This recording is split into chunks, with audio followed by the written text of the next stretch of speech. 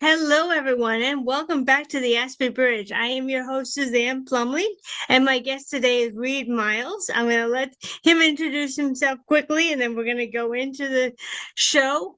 But the Aspie Bridge 2.0 is all about helping you get the answers now, learning from different autistic individuals how they kept going even when the diagnosis came, learning how to adapt into their lives and not letting victimhood stop them. And my guest today, Reed, is going to tell you all about his road to getting on to becoming the number two out of 20 podcasters with autism as his focus. And this is a shared community. We're all on this journey together. I stand at the edge of the neurodivergent bridge to tell you that you don't have to stay in victimhood. You can come to us and we will help you go across this bridge back into society with confidence. And without further ado, I'd love to have Reed give you a quick snapshot of who he is. But the story today is all about Reed and his way. And maybe some of you guys will really resonate with how to keep going, even when you feel like that roadblock is in the way. Reed, welcome to our show, the Aspie Bridge 2.0. How are you today? I am fine, Suzanne. How are you? I am doing quite well. I'm really pleased to have you. I always love it when we can show autistic individuals who are making it in the world, and you are making it, aren't you? Yes. I love your sign behind you, the neurodivergent connection. Can you tell us how you came up with that name? Oh, that's a long story. Originally, when I first started podcasting, I was using the name of my show was Inside the Asperger Studio. And I'm pretty sure, if you know, the younger generation of those of us who are autistic don't like the name Asperger's. And I would get a lot of hate, a lot of you're hurting the community using that word. And I wasn't trying to hurt anybody. It's my diagnosis. It was what I was diagnosed with.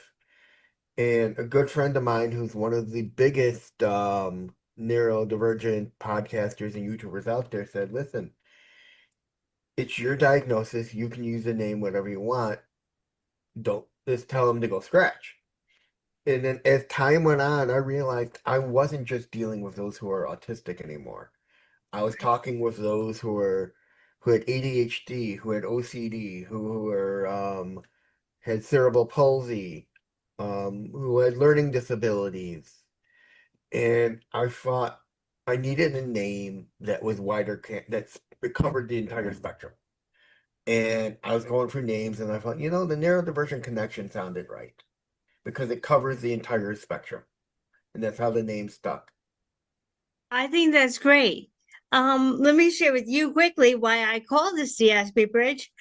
Are you a big Marvel fan? Marvel character fan? Somewhat. Okay. I kind of see the Aspie woman as the type of woman who is fixated perhaps on fixing problems.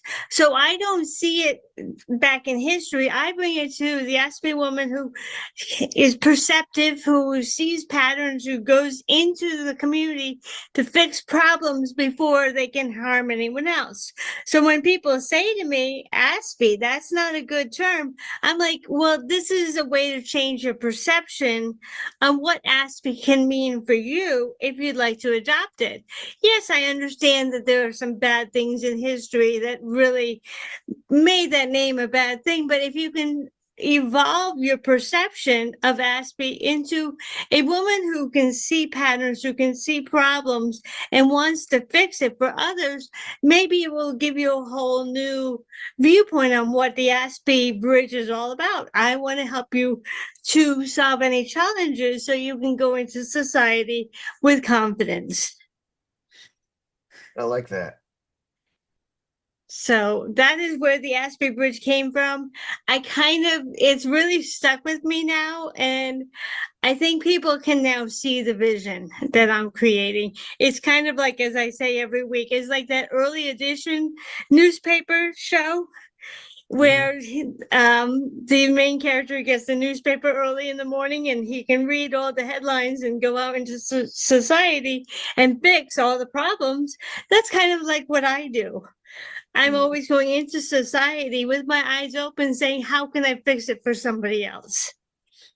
I mean, with me, it's all about giving that person the space, giving them the time to s- sit down and talk and feel free that they can be themselves. I've had Yes. a I've had a lot of autistic people come on the show, and afterwards I had one of them say, "I want to thank you for letting me for giving me the space where I didn't have to mask who I was." I'm like, that's what I'm all about. The only time it was kind of funny was I had this Irish girl on, and I'm like, you don't have to mask when you're on my show. She's like, well, if I didn't mask, you wouldn't be able to understand my accent too much. Okay.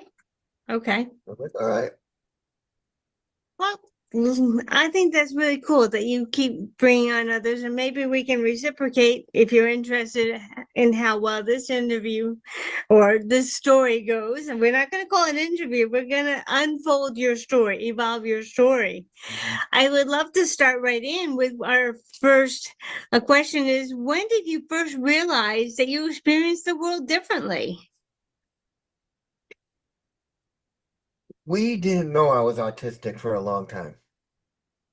And it wasn't until my mid 20s that my family doctor, my family, I had two family members on my mother's side. One was a psychiatrist, one was a psychologist, and even a family lawyer, all, and my own PCP, who is our family doctor for me and my father at the time, all saw the traits of high functioning autism. And that's when they said, we think Reed's autistic. He seems to have the traits. And then, so that's kind of set off the whole thing.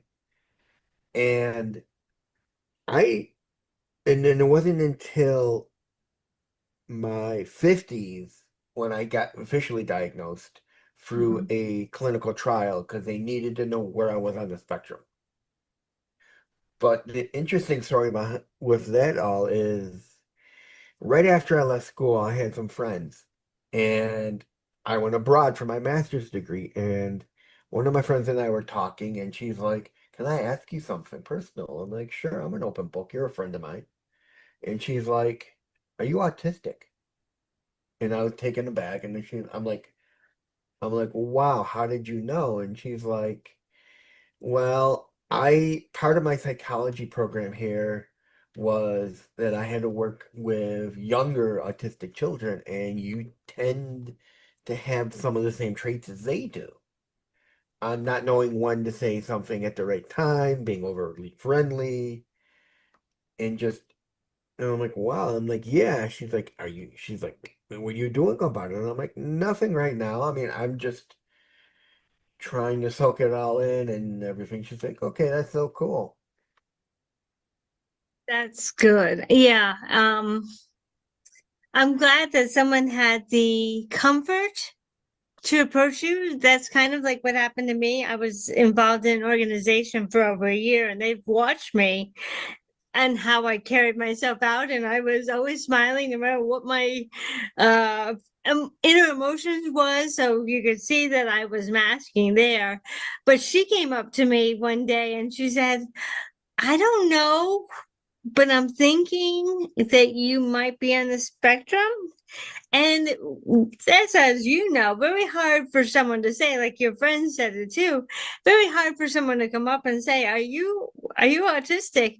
Because you Yeah. don't know how it's going to be taken. For me, I was elated. I mean, I could finally Yeah. accept at 51 that's what I've been doing. I had been searching. Yeah, I I mean, also thought I was originally ADHD as well. yeah, I mean, what was interesting is when I was away, I didn't tell anybody. I never told any of my new friends I was autistic or had ADHD.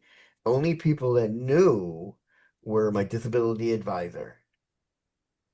And he was super friendly. He had everything all laid out for me, all the accessibility options I needed from on-time testing to notes if I needed a note taker. I'm like, no, I don't need a note taker. I do need on-time testing. And he was the only one that knew. None Okay. of my closest friend who I'm still in touch with today, I didn't tell her until I was home. And one day we were talking online and I'm like, there's something I need to tell you. And she's like, what? And I'm like, you know I'm autistic, right? She's like, no, I didn't know that, but thank you for sharing that with me. Those who are truly supportive of us are Mm, very um are going to continue, and even more so. There are a number of people that don't understand, which will yeah. lead us into the next question in a moment. I grew up with a family that did not want to accept that I was autistic and still don't. And that no longer bothers me because I found other outlets in this world, other people that I could go to for the support. So over time, it became less and less important whether or not my family accepted it or not. Did anyone understand you growing up? You said that you people were um people had the inkling that you might be. But did you Um, find any parts of your life where no matter how hard you tried, or perhaps a sector, maybe it was school or maybe it was extended family, where they just did not want to or they just could not? no, my family was very understanding. I mean, but there were times where I'm pretty sure they wish I wasn't because you tend to say something that upsets somebody and then they have to do damage control. And I'm pretty sure I know both my parents deep down say I knew they were always doing damage control and but none of them ever said I wish you weren't autistic. I mean, I was ADHD for the earliest part of my life. Okay. Okay. And it was like I said, I wasn't diagnosed autistic until my early 20s and then officially in my 50s. So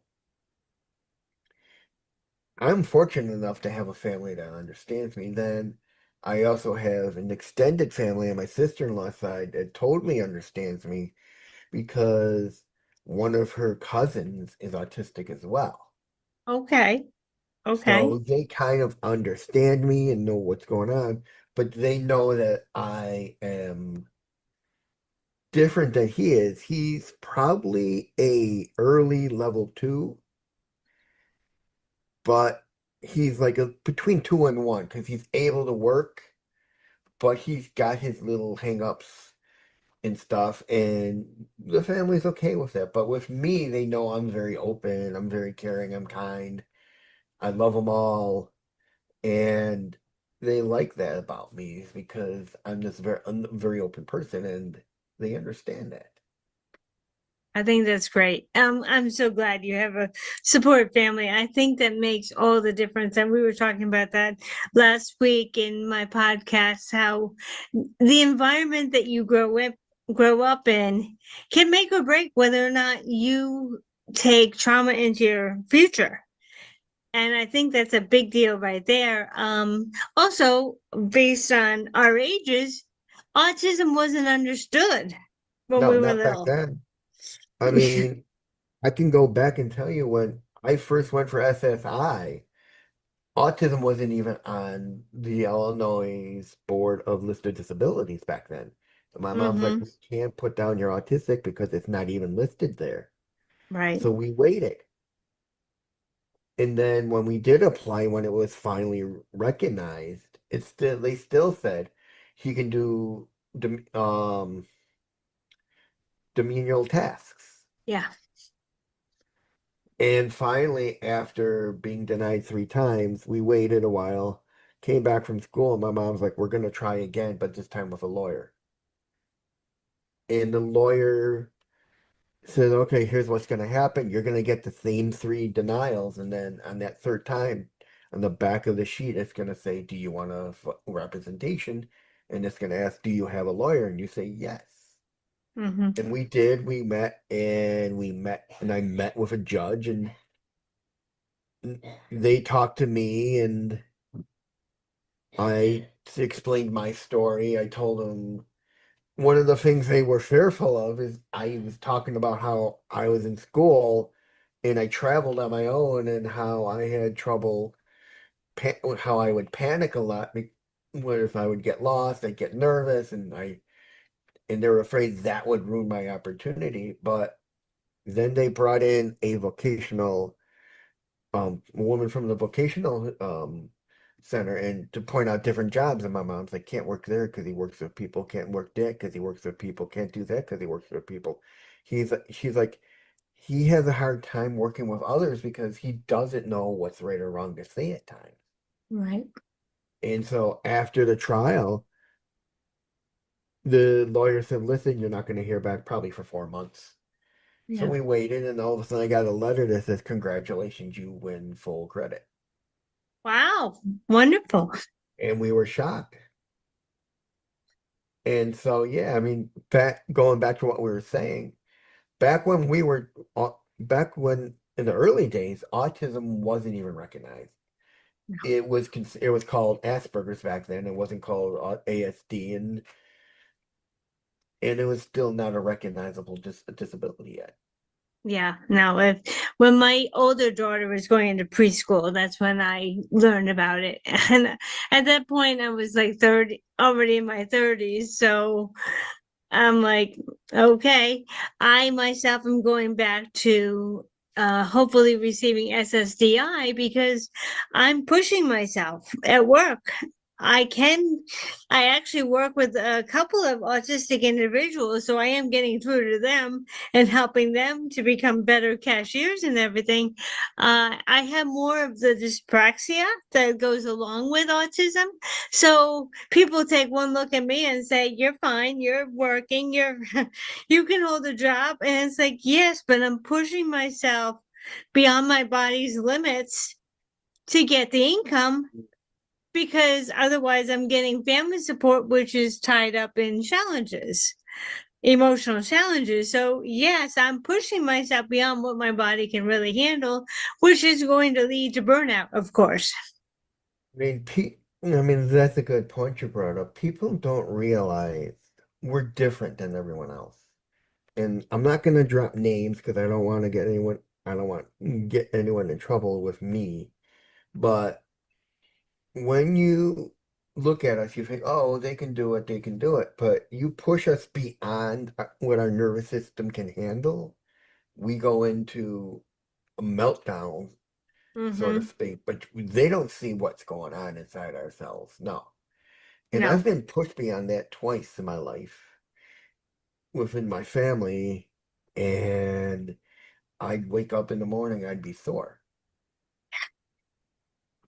My back and my arms, everything would be sore because I was doing work. And then the other problem is people don't understand the way we think.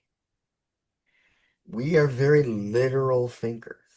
Mm-hmm. So if you're gonna say something, it's gotta be to the point, to the T. So if you're gonna say something like clean the front of the house to us, front of house means front of house. It doesn't mean the walkway. It doesn't mean the weeds coming in from the neighbor's side. It means the literal front of the house. Mm-hmm. Or I mean, one of the greatest conversations I had, I went to a podcast conference a couple years back, and I had the time of my life. It was my first time alone in Vegas. Mm-hmm. And I met so many great people, and I'm sitting down with this one guy, and I'm telling, really nice guy, and he's like, my girlfriend's kid is autistic, and he's like, he doesn't understand um slang, like terms, like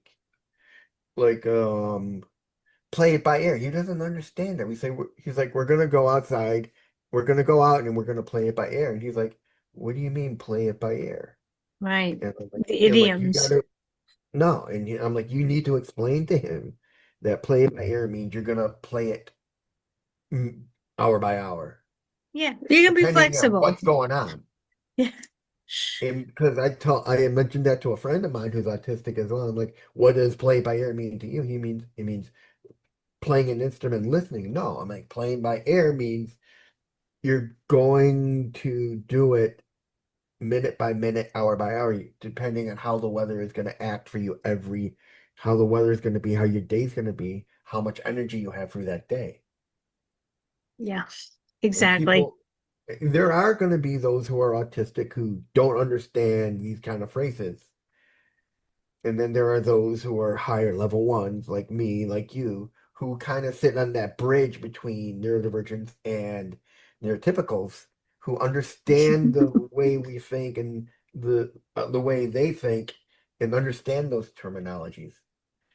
Essentially, we are the bridge Yes, because we can, and that's why I love the concept here is we yes, are the bridge. We understand how those who are not able to communicate can help them to understand what we're saying, but we can also help the other side to understand how all of our people are thinking and feeling. So we are the bridge in addition to helping people go over the bridge. yeah. I mean, people when they talk to us or when they see us out, they think, "Oh, you're handling it well." The problem is Yeah. when we come home, we're exhausted. Not because we're masking, but because we have so much stimulation coming in at us that it totally wears us out. And the greatest story I love to share is my brother lives next door. My nephew had a graduation party from high school, and he had music going, and family was over, and everything. And I just said to myself, I gotta go home and lay down. I left without saying a word to my family. I just went back home, went into my room, into the dark, and laid down. My father came back, and he's like, "Are you okay?" I'm like, "Yeah, I'm just a little tired." He's like, "Okay, I'm gonna go back to the party and let your mother know she was worried about you." Yeah. Oh, you're so right. It's the overstimulation, and I don't know if you're like me. Sounds are very much a trigger for me. The overpowering noise, just as you were talking about with the party, overpowering noise, even the bass of a car in the parking spot behind beside me or in the lane beside me is enough to jar me when I'm driving. Yes, some of us can drive. Yeah, However, it's still the environment around us that can either make it easier for us to drive or not. I can be at work and I can hear a car with a loud bass and I can hear it from miles away. And other people are like, what's the big deal? It is a big deal. I mean, it's like my dog. She can hear a dog barking, and it could be inside, and she will be terrified. Mm-hmm. I mean, with me, when I drive, I have my license, but I always have been white knuckled. Yes, I've I always know gripped that. that steering wheel tight, and I never knew why. Mm-hmm. And I think it's just because of the environment around me. And it took me forever to relax and put my hands on the center of the steering wheel, like on the horn, and just use that to turn the wheel so I'm not gripping it. And as time went on, I began to relax more. I began to relax. And then people don't realize that stimulation is the biggest drain for us. Yes, it is. You, the best analogy I can think of is think of going to McDonald's and getting a smoothie, not a shake, and trying to drink it through that straw. You got so much coming through that straw that it's just so hard. And then Yeah. the other analogy I love is imagine having a child and they're late for school They just got out of the shower, they're wet, you throw on their shirt backwards, you get them dressed, you get them onto the bus. Now you got all this loud noise going around them, kids yelling, talking, joking around. They get into school, and then you have everything else happening. They come home, they're burnt out by that point. Yeah. Oh, absolutely. Because you got Yes. every stimulation coming at you, and it just wears at you until you wear worn down. Yeah. That was like my daughter going to school is she would just go into what was almost like a turtle like situation. She was discovered ADHD about the age of 12. I helped her to understand who she was just because I wasn't even taken through that point, but I want to make sure she was. And I remember this time she would go to school and she would say nothing all day long. Her teachers would be like, "Can she talk? Is she understanding?" And she'd get off of that school bus and then she'd explode. And it was just a matter of she felt safe at home to be herself. But at school, no, It's tough. I mean, school is one of the hardest things, and people don't realize that for us. no, they It, don't. I mean, especially if you go away, or because then you don't have that comfort of home. You got to turn your dorm room or your suite into that home away from home for you. And a That's lot of the people I made friends with, I'm pretty sure wondered why I didn't hang out with a lot of them, why I didn't do things. I was always in my room, except when I wanted to like venture off into town or take the bus into town center because I just love this. For me, being in England for my master's, going into town to the town center and walking around was kind of calming.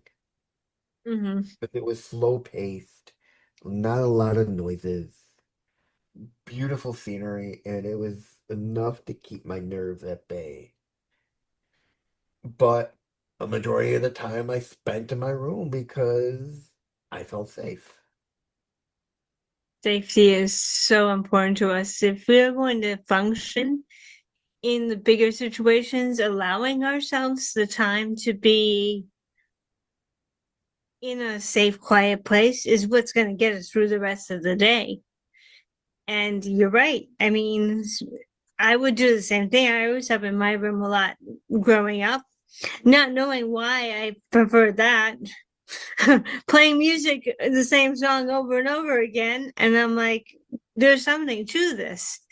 But I can tell you there were so many things that changed once I learned that I was autistic. I could now accept myself for who I was. What do you think is your biggest change that you allowed yourself grace or you did things differently once you did receive that autism diagnosis beyond the other two labels that you had received? It didn't really changed. It's just, it became more of who I was in a sense. Mm-hmm. I understood myself better. It made kind of explained why I was the way I was, why I did things differently. I mean, when I was in school, I had friends who did look out for me, That's who, good. like, we were at a society party and I was about to say something, and one of the girls who was friends with me at the time, it put her hand on my shoulder and said, Reed, hold what you're about to say. The guys have been drinking. If they'll probably, it may be funny, but whatever you're saying, I'm pretty sure it would be funny, but they may take it the wrong way because they have been drinking a lot and they may not get it. So Mm-hmm. I held my tongue and I held back.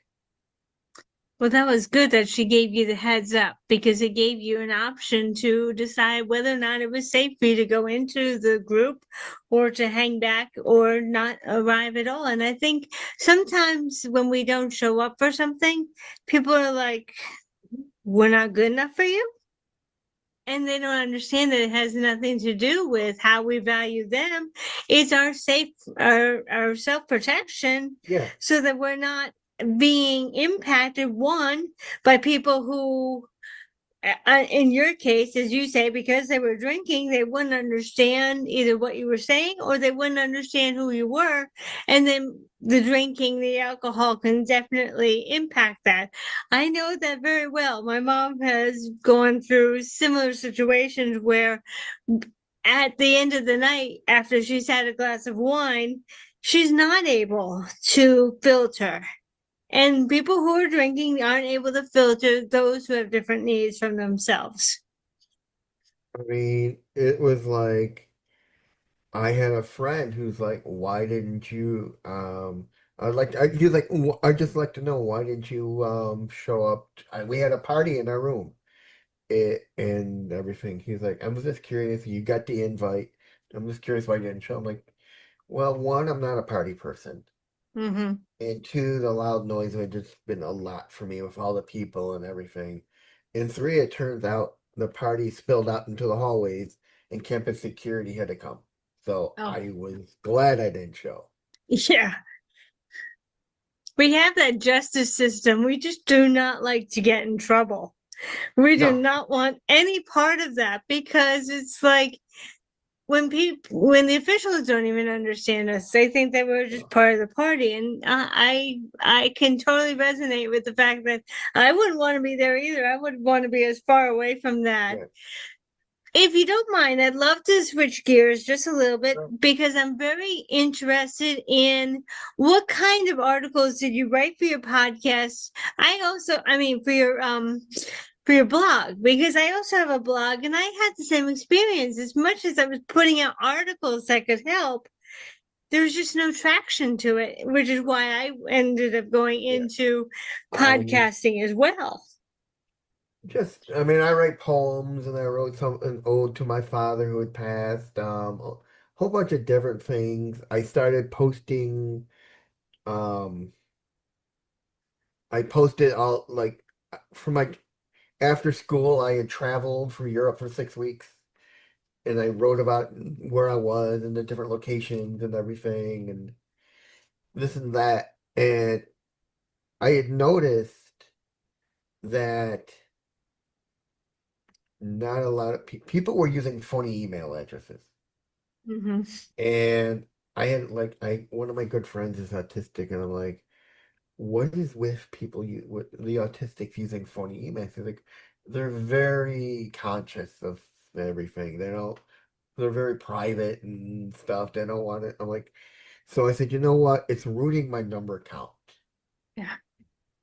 And I was getting emails from people saying, would you please remove me from your list? And I'm like, are you autistic? I'm like, no. I'm like, then somebody use your email address to subscribe. So I removed them, and then I finally got fed up, and I just put a notification right up on the in the post. I'm like, listen, guys, I know you want to stay current to my blog, but if you're gonna use phony email addresses, it's ruining my subscriber count because it will keep bouncing back and forth and I keep getting bounce backs and everything else. Just bookmark the page and come back once a week and check if there's something new. Mm-hmm. And Right. then after a while, my mom had said, you got a lot to share with everybody. Why don't you try a podcast? Yeah. I think that's when it took off. That's great. That's awesome. I think you know why mine hasn't quite taken off to the degree it could. But I waver between the fact that I want to give her a chance to prove herself, but and it's a free podcast, which isn't means it's not coming out of my pocket. But in the other respect, I do understand the guests have a time. So I Yeah. try and really quickly have that backup Zoom so that Hmm. I'm going to respect my guests, even if I can't have the podcaster to perform it. And basically, the Zoom takes my background a lot better. Than even Restream. So I'm grateful. I want to say I'm grateful for the fact that they're willing to let me have a podcast and they're not charging me for it. And I'm able to give another autistic individual the opportunity to show up. Yeah. At the same time, I'm also looking at it and saying, well, I understand why my numbers are not growing. So it's a push me, pull you situation where I, I'm grateful, but I would also like to see my podcast grow faster. I mean, what you gotta do is you gotta have consistency, and that's the number one thing. Yes, it is. You have to decide when you want to put up your shows, because then you gotta decide when to post it, Hmm. meaning time wise. That's when you start looking at your analytics and looking at when you have the most views, and then you go by that time and that day, Yes. because that's when the most people will be looking at your listening to your show. Right. And then the other thing is, I mean, consistency is very important because that's when people come and listen. Is having interesting people, having interesting conversations, not making it question, more of a conversation. Because once you get that, that's when you have a guest who'll say, I like that. It felt like a conversation. It felt like talking with somebody I knew my rest of my life. And that's what I have with my guests is you made me people saying it felt like a conversation and more than just being interviewed. Are you finding that this is more of a conversation? Yes. Good. I mean, Um, one of the biggest things for you is when you're talking with people who are autistic, use your own life experience. Find those yes. spots when they're talking and look into yourself to find a spot where you can relate to it. Oh, yeah. And As then you go I'm right sure you. into your own experiences because then it becomes a conversation and then you get into it. And like I've told you when we first started talking, I've had shows where I have my questions up in front of me. It's doorways for me. And then I'll ask the first two or three questions, and all of a sudden it just becomes a conversation. And Yeah. I haven't asked any more of the questions because I got into a conversation and because other things just keep popping into my mind. And before you know it, the time flies. Oh, it does. Absolutely. As you said, I did exactly what you recommended I asked chat, but I've been finding that I will remember some of the questions that I looked for. And I'm like, I don't even need to refer to the paper. It's just, I had some things that were very interesting to me that I Hmm. wanted to continue the conversation with. And I think anytime I bring in another autistic who is thriving onto my Aspie Bridge, it's even more telling to those who are afraid, who think it's not possible for them, that it is possible. Look at the two of us. We're here, we're showing up on screen, we're able to have a conversation. It is possible when you allow it to be possible. There are still some that believe once they get that diagnosis, their life is over. And I just want to say, no, it's not. You're just not in the right environment that Yeah. will propel you forward. I mean, yeah, I mean, if you're a level three, it's harder on your life. But they need to look at the wider spectrum. There is a level after them that's 10 times worse. And I've seen these kids, parents Yeah. doing videos with them, those who are more profound, who are more childlike, Yes. where the parents worry what's going to happen. And then that's when you got to think to yourself, I don't have it as bad. Yes. Yes, exactly. I can be supported to go forward. And I've even heard someone else say that even some of the most profound can still grow to the next level forward. They may not come out at level three if they're still having communication barriers where they have even I have selective mutism at times, but where they're having trouble putting words together, but they can still have a form of communication that will bring them to the next point of thriving for them. Everyone's level of thriving is different because we are on that spectrum. Different people have different abilities. Now, with you, Reed, as you say, you put up your own show. My challenge is technology. I can go so far. with technology, and then I need someone to who kind of knows how to do the editing and things like that. So I guess I delegate that part out to others. I mean, that's nothing. I mean, what you can do, so you're not depending on the engineer for everything. Say, hey, listen, I'm gonna take the hosting part away from you. I'll do that on my own. I don't need a third party, but I will give you the editing part. Hmm. And that may work because then it's not, hey, I can't deal with this, I gotta let you go. It's, hey, I decided to take on the hosting part. It's easier. It's a 1, 2, 3 step. I'm not good with technology. Here's my show, edit it for me. Yeah. And theoretically, that's what I do. Anytime we jump onto the Zoom, that's exactly what we're doing is I'm doing the majority of the hosting. The only thing I'm not doing is being live. So I would need to learn how to do it live. But I think Well, even Patreon would let us well, if do you it want to live, do live, you can do Facebook Live right? or you can do YouTube Live. Patreon has a live. You do it that Now, way. Patreon, you got to decide if you want it all free or if you want people to subscribe to you. I have tiers. They can be a free or a paid member of it. I have not yet, up until this point, received more than one person who's willing to get really into it.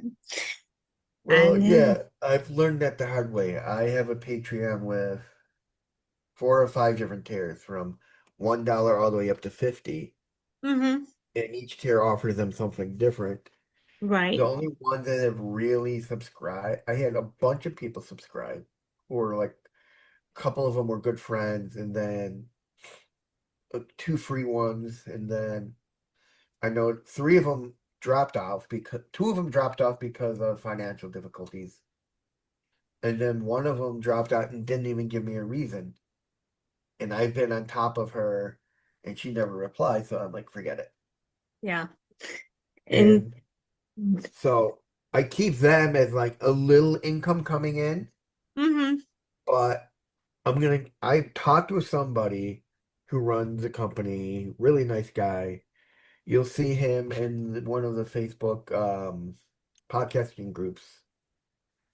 Um, he says instead of offering them a Patreon, why not offer them a service you can give them?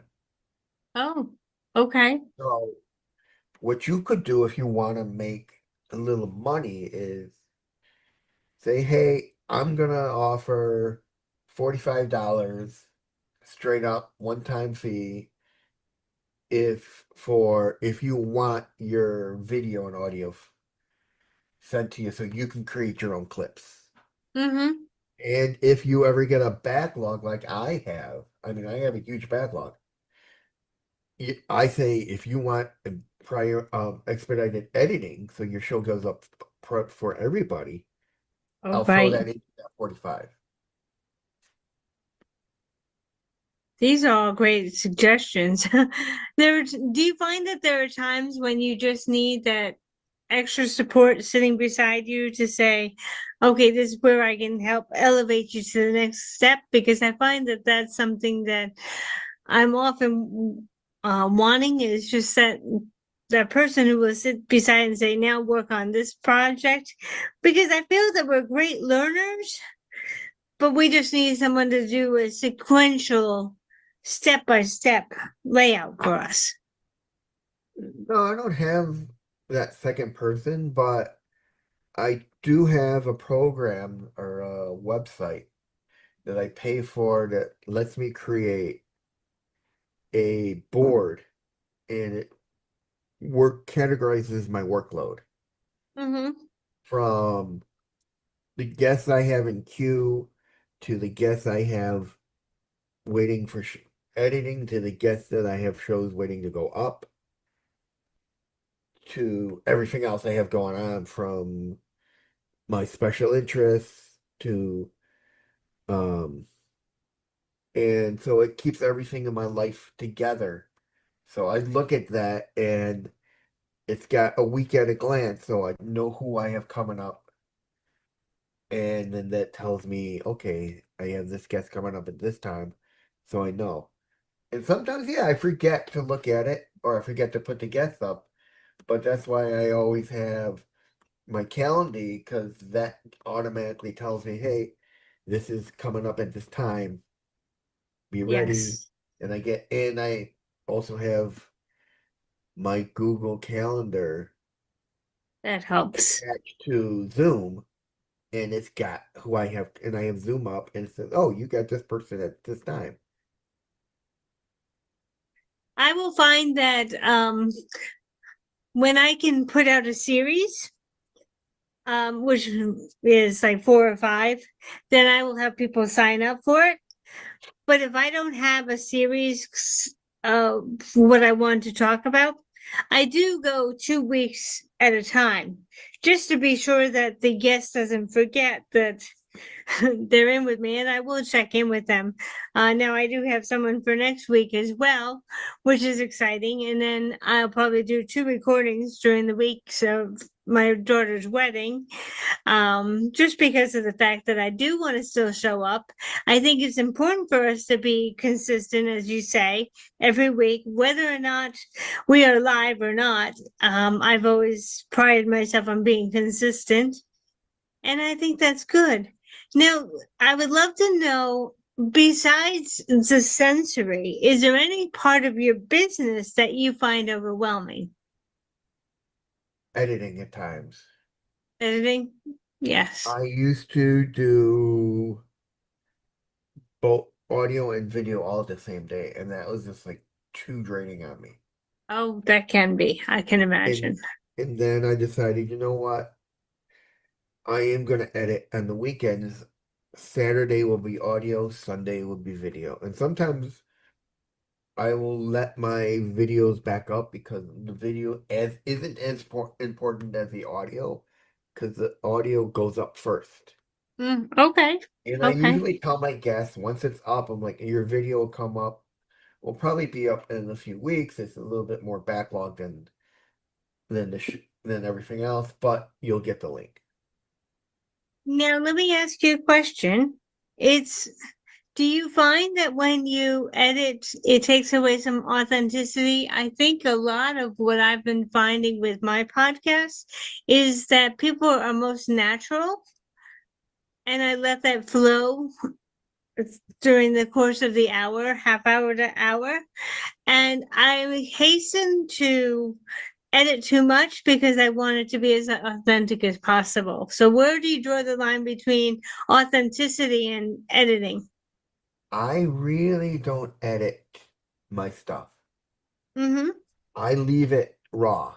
The only things I'll add, the intro, the hook, Mm-hmm. and the outro music. Oh, okay. And Okay. only time I will really do any touch up is if there's audio glitches. Like I Oh, had a guest a couple weeks back. I had her and her son on in two different places in the same house, and I would hear feedback from the mother speaker. oh, that makes sense. So, Yeah. so what I would do is I'd go in and I would use my software to say, okay, let's turn on noise reduction for this little part where the echo is for the whole. Learn this echo and then apply it to the whole thing, and then that noise reduction would remove the echo, so you didn't hear it in the thing. Because I know when you're autistic and you're listening, things like that will kind of get to you.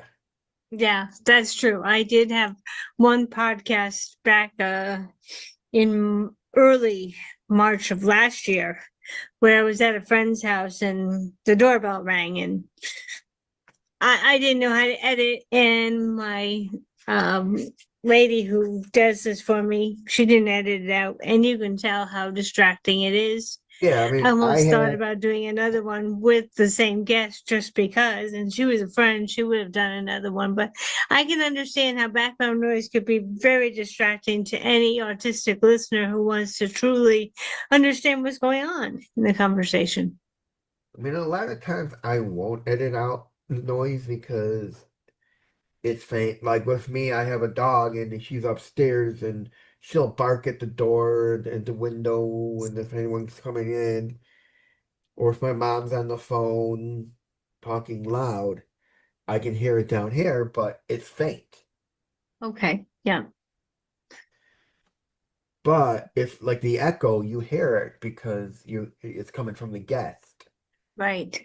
and you hear it from her speaker, so it's like you kind of hear that split second echo from the other person talking. So otherwise, I don't. I used to edit out. I mean, when I first started, I used oh god, forget what it was called. The other before Zoom, I used Oh, that. like Google Meet Not Google Meet, the other one. Duo. No, it was a Microsoft product. Okay. Okay. And Skype. That's it. Sky. Okay. I Yes. used Right. Skype, and Skype only gave you one feed for Oh, both people. right. And my very first guest had so much noise in the recording because of her chairs and the chairs and moving around and everything. I'm listening and I'm thinking, ah, and I tried to edit it, and it was just so much. I literally just put a disclaimer in the audio saying, "Hey guys, this I'm sorry for the noise, but it was a pain to edit. I can't edit this out. I'm so sorry." And then after that, I switched to Zoom, and I realized Zoom had dual track, which made it so much easier. That is good. That is good. Now I am all by myself here, so I don't have to worry about too much noise other than if I get notifications, and I really try to put those at bay during the time that I'm here. I do find that there are different picture qualities. Do you find different picture qualities? Like Restream doesn't do very well with a wallpaper. No, and the only other time I've had issues is, and I find this is very important, is you gotta tell your guest have a hard line connection to the net, not Wi-Fi. Because Okay. Wi-Fi will drop, Hmm. the picture would deteriorate. I've had one guest early on where I had to redo it because he would drop out in and out. And then later I had a guest on who was a doctor who I believe he was Wi-Fi and he would be talking, and all of a sudden cut out and then come back and he'd still be talking. Oh, yes. Yes. And he didn't realize that. Yeah. Well, I found there was some interesting grace. I was watching Jay Shetty, and you know how big Jay Shetty is. I even found that there was a moment when we didn't have his picture, but we had sound. So I'm like, well, that makes me feel better so that when we're going through our podcast, to have something where you're not getting the picture, but you're still getting the sound. I think audio is even more important than picture sometimes. Yeah. I mean, early on, I had one guest say because of what she does, she only wanted to do audio. And I had done a three-part special early on when I first started on autism and um what was it? What do they call it? Autism and an adult education, I think, or something like that. And it was all on intimacy. And she was an intimacy specialist out in Okay. Dubai. And she, because of her clients and confidentiality, she's like, she preferred to keep her video off, but do audio. And she's like, do you mind? I'm like, no, not at all. I had an idea what she looked like from her website. So I'm like, no, not a problem, mate. I've only had that once. Hmm. No, take that back, twice.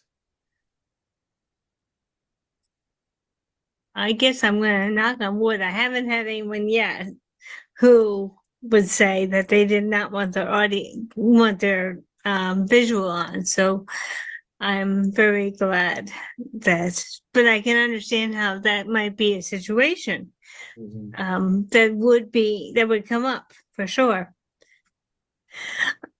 What would you say is something that you really want your podcasters to hear on a consistent basis? Is it your tagline that you really want to focus in on? Is it your end of podcast send off?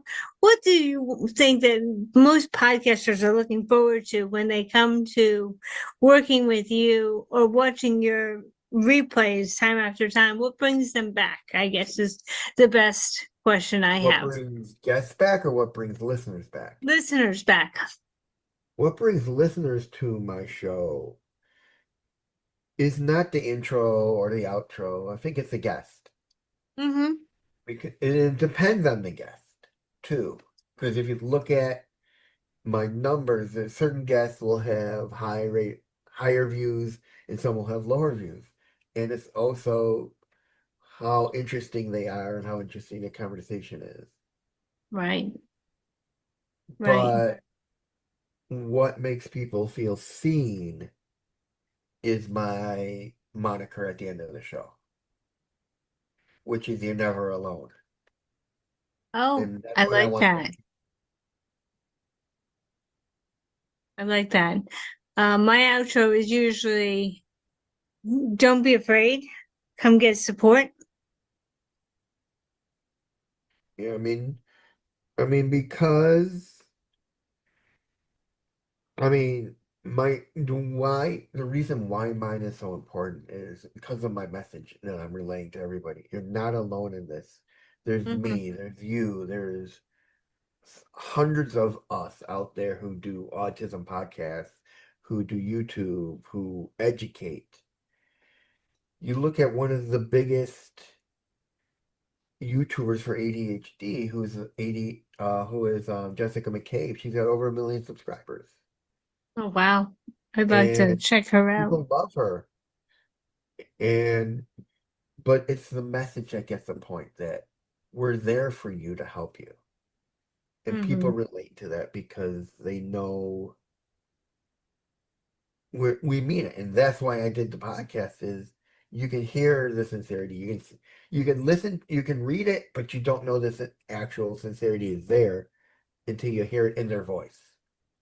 Absolutely. Oh, definitely. I mean, I was just saying that in another group that I am the leader for is so often people can write whatever they want, but that doesn't necessarily mean that they are being authentic about what they're writing until you can see them and hear them and then say, yeah, I do resonate with them. Now I can see that their writing is authentic, but it's not usually the other way around where people will be I can hear the authenticity, I can hear the words. Yeah, And I even find that sometimes people aren't the readers they used to be, no. which I think is another reason why I think podcasting has gotten so popular. People just don't read as much anymore. Do you find that that's the case? In the autism world, I'd have to say yeah, because reading takes energy, takes It does focus. say, yeah, And when you're trying to focus on one page at a time, one paragraph at a time, it's hard. That's why audiobooks are so popular because you don't have to focus on the pages, you just listen to everything. right. And it's something you can do in the car on a trip. It's something you can do almost anywhere with headphones and such on a train and on your commute. So, yeah, that makes a lot of sense. That makes a lot of sense. Okay, Reed, what is something you would really love my listeners to know about you that we have not yet said in the podcast, because being number two, you are getting people to really respond to you. What is something that you can share with my listeners to get them to want to listen to the neurodivergent connection in addition to the Aspie Bridge? The fact that I care as much about them as they do about anybody else, the fact that I am one of you, that one of the things that makes my show as big as it is every one of my guests has always says it feels like a conversation. It feels like I'm sitting there talking to a friend, Mm-hmm. that I care. It shows. There are podcasters out there who are in the autism world who say, "Oh yeah, I care about you," but they don't show it in effort. Mm-hmm. There is one I was on, I'm not gonna name names, and he was on my show and he said, "I'll have you on my show." Never happened. Oh, I tried to give him so much um help via email, a lot of like unconstructed criticism and help. And I guess he took it as me insulting him. And he just like blocked me on Facebook and everything. I mean, I was telling him like, you gotta separate people, autism from your wrestling people, because it's not a whole autism podcast then. It's right. a podcast about inspiration. If you want to do a podcast on autism, you gotta focus on that. And I was Mm-hmm. saying, and then I'm like, hey, I don't know why you're not listed in the top 20 like I am. You should be, but maybe it's the way you're doing things. Your editing is poor. You need to do your own editing. You're putting up audio files and YouTube when you should be putting up your videos, Right. because Right. people hear your audio on the host, but not Mm-hmm. they don't come to YouTube to listen to audio when they can listen to it on your host. You want video so people can see you. That is the mark of authenticity, isn't it? When you're willing to show up. Yeah, I mean, I originally didn't start throwing stuff up on YouTube until I realized I had all this video, and I'm like, what am I gonna do with it? So I'm like, throw it up on YouTube, and all of a sudden I'm over 400 subscribers strong, That's awesome. and a lot of great positive comments and everything. And then someone said, "Hey, have you thought about Substack?" And then I threw my stuff up there, and I got like 2 subscribers there, and so forth. I mean, but the one of the reasons people come to my show is the message is important, that the world is not there to hurt you. Mm-hmm. And I'll share a story with you that in my very early days of podcasting, and my blog is still going strong, I get this message from this kid. He's like, "Hi, my name is so and so. Um, I am autistic but I'm battling stage 4 liver cancer, I think, or lung cancer, Wow. or Yeah. colon cancer. But I'm not writing about me. I'm writing about my younger sister who's autistic, who my father and his family are not letting her outside to see the world. He's like, I am gonna let them know what I learned from your show, that it's safe to go out there, to Yes. let her explore the world." And a Yes. message like that hits home every day. It does. It means the world when you can have people who will take what you say and it changes someone's life. I mean, And the world is not there to hurt you. no, There are evil people out there, yes, but to keep yourself from them, just learn who you can trust. Keep your right? network small and slowly build out that circle of friends. And don't, now for those listening who want friends, don't push yourself on somebody who's an acquaintance to become a friend. Right. Very good point. Very good point. And the best story I can give about that is my best friend started out as just a guest on my show. Mm-hmm. Okay. And then I came on his show. And then we stayed in touch with each other back and forth. He was helping me deal with a lot of stuff. He's got his own show, and he's like one of the biggest AUDHD podcasters, YouTubers out there for the autism community.